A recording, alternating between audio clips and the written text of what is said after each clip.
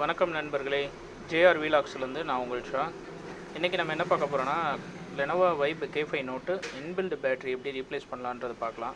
கஸ்டமருக்கு பேட்டரி பார்த்தீங்கன்னா அரை மணி நேரம் கூட நிற்கலை அப்படின்னு சொல்லி கம்ப்ளைண்ட்னால பேட்டரி ரீப்ளேஸ் பண்ணுறதுக்காக கொடுத்துருக்காங்க.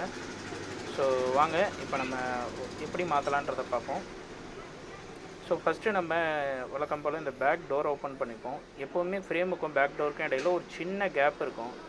ஸோ அதை கரெக்டான முறையில் நீங்கள் இந்த மாதிரி ஓப்பனரை வச்சு பொறுமையாக எடுத்திங்கன்னா ஈஸியாக ஓப்பன் ஆகும். அதுவும் Lenovo K5 மாடல்லாம் பார்த்திங்கன்னா K5 நோட்லாம் ரொம்பவே ஈஸியாக எடுக்கலாம். பாருங்கள், அவ்வளோதான், நம்ம பேக் டோரை பிரித்தாச்சு. ஸோ இப்போ பார்த்தீங்கன்னா அந்த பேட்ரி கனெக்டர் மேலே இருக்கக்கூடிய ஷீல்டை கழட்டணும். இந்த இருக்குது இல்லையா, இதில் 3 ஸ்க்ரூ வரும். ஸோ இந்த 3 ஸ்க்ரூவையும் கழட்டிக்கலாம். இதை கழட்டுறப்போ கொஞ்சம் பொறுமையான முறையில் செய்யுங்க. ஏன்னா இதில் இந்த ஃபிங்கர் பிரிண்ட் சென்சாரும் இந்த ஷீல்டில் ஒட்டி தான் இருக்கும். ஸோ நீங்கள் கொஞ்சம் வேகமாக இழுத்தீங்கன்னா அந்த ஃபிங்கர் பிரிண்ட் சென்சார் கட் ஆகிறதுக்கு வாய்ப்பு இருக்குது. ஸோ அதனால் இதை கொஞ்சம் பொறுமையான முறையில் செய்யுங்க. பாருங்கள், இந்த ஃபிங்கர் பிரிண்ட் சென்சார் இப்போ நம்ம கழட்டிக்கலாம். இப்போது பேட்டரி ரிமூவ் பண்ணிடலாம். ஓகே, இப்போ பார்த்தீங்கன்னா இதுதான் பேட்டரியோட ரிமூவ் பண்ணுறதுக்கான ஸ்ட்ரிப்பு. இதை பிடிச்சி நம்ம இப்படி இழுத்தோம்னா அப்படி வரும். பட் இது நிறைய பேருக்கு கட் ஆயிரும். ஏன்னா இது கொஞ்ச நாள்லேயே இந்த ஸ்ட்ரிப்பு வந்து ஹார்டாகி ஈஸியாக கட் ஆயிரும். நமக்கு ஓரளவுக்கு பாருங்கள், இதுவும் பாதியிலே கட் ஆயிடுச்சு. கிட்டத்தட்ட ஹாஃப் இது வந்துருச்சு, இன்னும் கொஞ்சம் மட்டும் இருக்குது.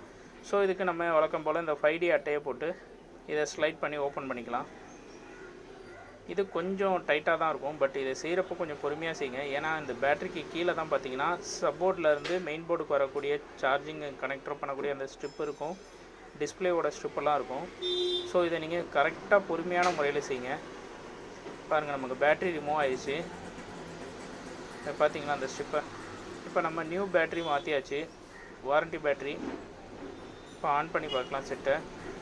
பாருங்கள், தெளிவாக இருக்குது, எந்த இஷ்யூவும் இல்லை. பேட்டரி தான் கம்ப்ளைண்ட். அது நம்ம பழையபடி இந்த ஷீல்டை மாட்டிக்கலாம்.